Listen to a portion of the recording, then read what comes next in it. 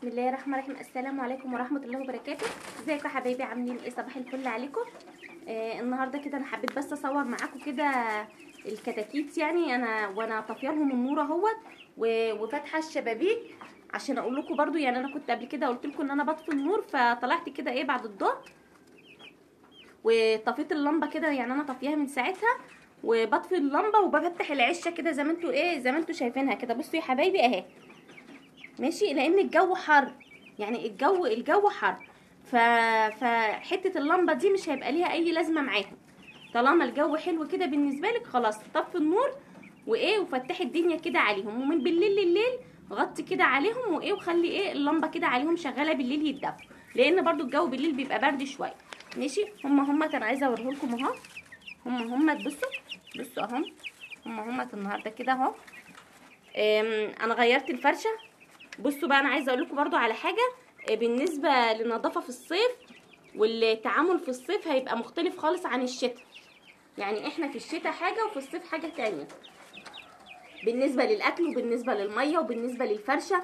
حاجات كتيره بتختلف في الصيف عن الشتاء يا حبايبي. بس ان شاء الله احنا مع بعض وهوريكم طريقتي في الصيف لو انت عايزه تربي طول الصيف، وان شاء الله مفيش اي مشاكل هتقابلك. احنا مع بعض اهوت باذن الله. برضو هوريكم كده انا بعمل ايه في الصيف في الحر بقى الجامد خالص، لان في ناس كتيره ما بترضاش تجيب الفراخ البيضه ديت في الحر يعني وكده، وبتبقى مقلقه منها. بيبقى عندهم حق، بس انت لو ان شاء الله مشيتي معايا في الصيف باذن الله مش يعني هتجيبي كل صيف ومش هيهمك اي حاجه. ماشي يا حبايبي. المهم احنا بقى هنتكلم النهارده عن عن مضاد السموم. هما النهارده كده داخلين في العمر العاشر يعني. بس انا مش هديهم الا على 12 يوم كده، يكونوا بس خلصوا البانش وكده. هبدا بقى ان انا احط لهم ان شاء الله مضاد للسموم يعني. بس يعني على اليوم ال 12 كده هبدا احط لهم مضاد السموم على اليوم ال 12. بس انا جبته وهوريه لكم ثواني. بصوا يا حبايبي، يا رب بس يبقى واضح اهو اسمه ستوب توكس اهو. ماشي اهو، ده مضاد للسموم. الازازه دي بقى بصوا، هي الازازه مبرشمه يعني لسه ما اتفكتش ولا حاجه اهي، هي متبرشمه اهي. بصوا يا حبايبي، ماشي، هو حلو، مكتوب عليه حاجات كتيره قوي، يعني مضاد للسموم، منشط للكبد، ويزيل اثار الضاره من الجسم. تمام. وفي برضه ويعتبر برضه رافع مناعه. وايه تاني، وبيحسن من عمليه الهضم والاستفاده من من الاكل. المهم هو حلو. ستوب توكس ده هتاخدي منه، هي الجرعه هم حتى بصوا مكتوب مضاد للسموم ومضاد للفطريات ومضاد للكوليستريديا اهو. بصوا يا حبايبي اهو، مش هيبان قوي مش هيبان قوي في التصوير، بس اهو. بس اللي عايز اكتب له اسمه عادي يجيبه اهو يا حبايبي اهو. ماشي، وحتى مكتوب الجرعه بتاخدي ملي واحد بس، 1 ملي على لتر ميه، 1 ملي على لتر الميه. والجميع بقى الطيور مرسوم عليه اهيت البلدي والرومي والارانب والحمام اهو. هو مرسوم عليه مرسوم عليه كل حاجه. الازازه دي ب10 جنيه، الازازه دي ب10 جنيه هتقضيكي، هتقعد معاكي بقى كتير يعني. مش هتحتاجي ان انت تجيبي مضاد للسموم ودي بقى للطيور كلها، ادي للطيور كلها. هو ممكن الاضاءه مش هتبقى حلوه قوي، انا بس هشغل اللمبه وهرجع لكم تاني. بصوا يا حبايبي، انا شغلت النور بس عشان انا كنت حاسه ان الاضاءه مش واضحه، يعني انا كنت حاسه ان التصوير مش حلو. بس اهوت اسمها تاني اهو، ستوب توكس اهي. ماشي اهي، لو عايزه تجيبيها هاتيها. هي دي تعتبر مضاد للسموم ورافع مناعه، الاتنين مع بعض، فهاتيها وخليها عندك. وزي ما بقولك كده حطي، هو مكتوب عليها الجرعه يعني.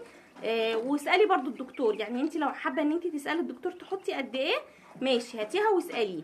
ماشي يا حبايبي. واللي هو والهاجيني بتاعنا هو اللي ما طلعش صاصه، اللي انا اقول للراجل يا عم انا عايزه فراخ صاص، يقول لي هي دي. اقول له اللي هي الحمراء، يقول لي هي دي. اقول له يعني ده جواب نهائي، يقول لي والله جواب نهائي. وفي الاخر ما طلعش نهائي ولا حاجه اهو. طلعوا في الاخر بلدي، يعني طلعوا في الاخر ان هم اصلا ما لهمش علاقه بالساسو خالص. بس يلا الحمد لله على كل حال. انا بصوا في الاكل اهو، البصل والثوم ده هيبقى اساسي بقى معايا، يعني هو اصلا اساسي معايا. وحطيت حبه البركه وحطيت السمسم وحطيت الحاجات بتاعتنا. هدخل البصل مع الاكل. الميه لازم تبقى قدامهم ال 24 ساعه. مش مشكله يبقى في اكل، مش مشكله ان هم ما يبقاش عندهم اكل. احنا اصلا في الصيف زي ما بقول لكم كده تربيه الصيف هتختلف خالص، ان هم مش هنحط الاكل بالنهار خالص. هنتابعوا مع بعض ان شاء الله وهوريكم في الصيف هتبقى الدنيا ايه. بس لازم الميه. انا طلعت الصبح لقيتهم يا عيني بيصوصوا، يعني بينادوا عليا عطشانين عايزين يشربوا. النظافه نضفي كل يوم نضفي. يعني كل يوم لو عايزه تنضفي للفراخ البيضه او للكتاكيت البيضه نضفي، مش هيهمك اي حاجه. في الشتاء احنا ما كناش بننضف، وانتوا كنتوا طبعا شايفين فراخي بسم الله ما شاء الله، كنتش بنضف ولا حاجه. وعملت معاكم قبل كده فيديوهات تنظيف الارض، والارض كانت زي الفل مفيش اي مشاكل. عايزه اقول لك حاجه، خدي بالك من الحمام الاخضر. الحمام الاخضر ده مشكله كبيره يعني. مش هيفهم بقى اللي انا بقوله ده الا مثلا اللي بيربي وعارف. اصل الحمام الاخضر ده فيه كذا نوع، يعني هو ممكن يكون برد وممكن يكون فيروس. ففي ليه كذا نوع. يعني لما حد مثلا بيقول لي الحمام الاخضر، ما انا مش عارفه الحمام الاخضر ده سببه برد ولا هو فيروس ولا هو ايه. بيبان. الحمام الاخضر ده بيبقى عايز اهتمام شويه كتير. هبقى اعمل لكم برضه، انا كنت عامله قبل كده فيديو، بس انا هعمل لكم بقى ان شاء الله فيديو تاني مختلف عن جميع انواع الاسهال. في علاج ممتاز بشري، وفي رافع مناعه برضه حلو قوي بشري. هنجيبه برضه مع بعض نحط منه باذن الله. انا كنت جايباه قبل كده اللي هو رافع المناعه ده، بس رافع مناعه ده انا مش بجيبه لان ايه، زي ما قلت لكم قبل كده، احنا كنا قبل ما افتح القناه كان عندي، كنت عامله زي مشروع فراخ يعني، فقابلتني فيه مشاكل كتيره.